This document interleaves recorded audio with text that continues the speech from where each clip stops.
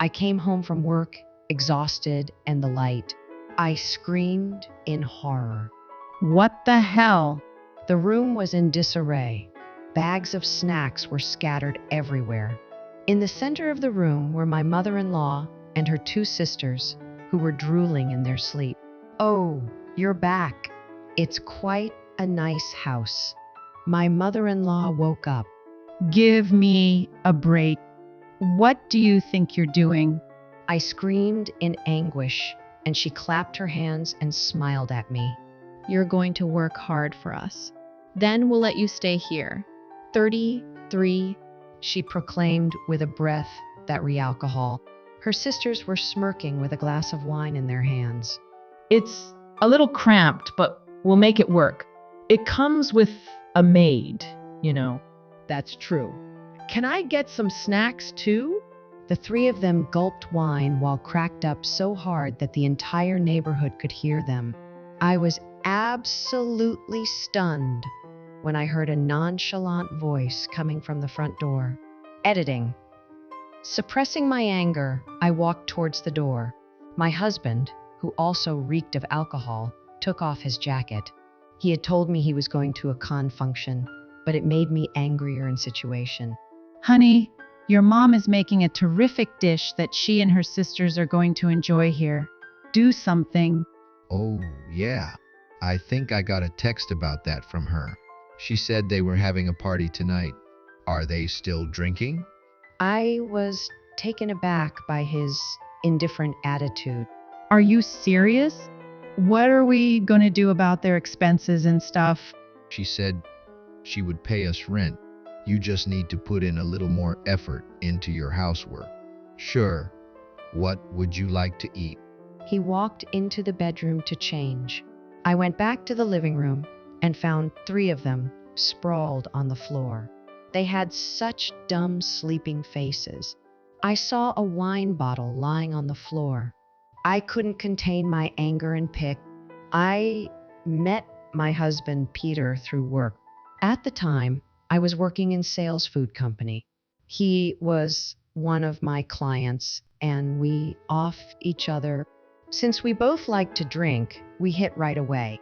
The year after we met, we started G. We went around places that served G and sometimes made cocktails at Han together. Although he could be a bit insensitive at times, I enjoyed his cheerful and optimistic personality. 2 years later, we got married and house near his mom, Betty. It was spacious for the price, in a safe neighborhood. We decided on it almost immediately, partly because he was close to his mom. That was the beginning of the mistake. I'm hungry, Dana. Hurry up with the... Are you going to stay for dinner? Watch your tone. You're being so sarcastic. Come on, start cooking. Soon after we moved into our new house, he began visiting us almost every day. We noticed that he was always carrying a small bag with him. Because I had changed my work when married, I did have more time on my before. I was planning to spend it studying for a certification exam. Betty didn't care about it and kept over as she wished. I couldn't neglect my mother-in-law, so I had no choice but to entertain her. In retrospect, no matter how awkward relationship became, I should have rejected her. Eventually, her sisters Diane and Anita started coming along with her. Oh, no, we're out of snacks. You need to stock more. 33. The sisters were both divorced. If they behaved like that all the time, no wonder their husbands ran away. No matter how disagreeable they were still close relatives of Peter. I sucked it up and continued being a maid for his sake. When the stress was getting too much for me, I couldn't even manage my daily routine. The three sisters went away on a short break. I thought it was now or never, and Peter about them, but he didn't take seriously at all. My dad just passed away, so she's living alone. Don't be so uptight. But our expenses are going up. If we keep going like this, we leaven into our savings. You're not good at managing it then. I've gotten a raise and have been putting more money away. His raise was less than 100. I was too exhausted to argue with him. 3 years had passed. I wondered how long I had to live in this world. I had no idea that I still hadn't 6 core of it. One day, my personal belongings began to disappear. I noticed some accessories, cosmetics, and other small things were missing. I knew that only Betty and her sister did such a thing, so I started using a drawer. I kept track of everything I didn't be taken. Oh my God, why is the lock broken? The things I put inside were gone too. It was absolutely unacceptable that I questioned them. Of course, all 3 of them pretended to know nothing about it. Oh no, it must be a thief. I knew it was dangerous to leave the empty. Why don't we come over more often? Indeed. They spoke among themselves while Wei and devoured snacks. The snacks and drinks spread out on were all prepared by me. I bit my lip and clenched my fists in frustration. One day, when I came home from work, hear them laughing so loud even from street. I walked into the house, suddenly feeling fatigue in my neck and shoulders. There were boxes piled high in the... What the hell?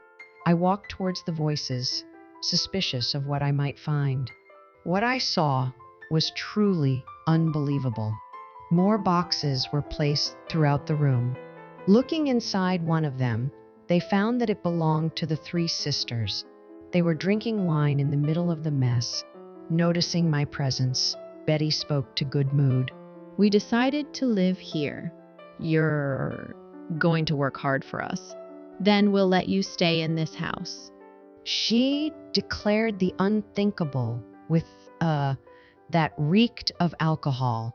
Diane and Anita were smirking with wine glasses in their hands. It's a little cramped, but we'll make it work. It comes with a maid, you know. Can you make us some snacks? They laughed so loudly that the neighbors might have complained, and then they drank some more wine. I was absolutely stunned when I heard a nonchalant voice coming from the front door. Suppressing my anger, I walked towards the door. Peter, who also reeked of alcohol, off his jacket. Honey, your mom is making a terrific dish that she and her sisters are going to enjoy here. Oh, yeah. I think I got a text about that from her. Are you serious? What are we going to do about their expenses and stuff? You just need to put in a little more effort on housework. Anyway, I'm a little hungry, so I can have something quick. He walked into the bedroom to change. I went back into the living room and saw the 3 of them, once again, sprawled out on the floor. As I looked at their dumb sleeping, felt my blood boiling up. To hell with them. I scurried to call my lawyer friend. I had been talking to her about my for a while, so she agreed to come me right away. I left the house with a folder of documents that I had hidden in a secret place. My friend was to meet me at the dine house. I ordered pasta and ate it with a fury. When I finished eating, I received a message. I decided to ask her to come over to my house. Soon after, my friend arrived and to my house together. When we arrived, Peter and the 3 were all huddled in the middle of the room for some reason. I asked my friend to wait at the doctor's. I looked down at Peter and the others. You hit Peter, didn't you? What are you talking about? Don't play dumb. This is the proof. Betty helped Peter to get up. His nose was stuffed with tissue. He had a bump on his forehead. He glared at me with a look of sheer his face. Betty pointed her finger at me and scolded. You did this to him. You better pay him compensation. Damn right. I'm against violence. I sighed and slammed the divorce, pay the folder. Then I opened the cupboard and took surveillance camera I had hidden. They all looked at me with puzzled expressions. The truth is, on here, so let's all look. 33. Since the camera was linked to my phone, I showed it to everyone. I pressed the play button, and the room appeared as it did sometime earlier.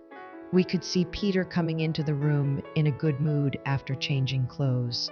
He was walking through the room and talking to the 3 sisters who were already wasted and asleep. The next moment, he tripped on a bottle of wine and fell face down. The sound woke them up from their S. They scurried around him. You know who caused this, don't you? This means nothing? You should have cleaned up the mess properly. Even though it was your mess. It's your job to clean up. It's so shady to plant a camera anywhere. She was adamant to make it my fault way. I didn't expect logic from her, but didn't think she was so obstinate. I tapped the video I had taken earlier and held it up in front of him again. It was footage of the time my lock broken. There I found the sisters breaking, stealing my things. They seemed to realize that it was a serious matter, and their faces began to pale. The reason I set it up was that I know who was stealing my things. I guess thieves exist closer than you think, Betty. Well, that's... Wait a minute. Stealing is indeed thing to do. But you must have known from the wreck that I was injured. You are also a perpetrator of ignorance if you refuse to educate yourself on the subject. His absurd argument made me laugh. How did I end up marrying such a man? I would have loved to go back in tin myself. I led my friend into the room and poured the divorce papers in front of his. I was worried when I saw it, so I in a hurry. Even though we are getting a divorce, I wouldn't wish you any harm. Unlike your family, I'm not morally. I then told them that the house was named, that my parents had purchased it, and that I had the documents to prove it. I also told them to pay for cleaning the house and the stolen items. Diane and Anita raised their eyebrows and started yelling at Betty. This is not what you promised us. That's right. You said I'll have a life here, so I already moved out of my apartment. Are you guys saying it's my fault?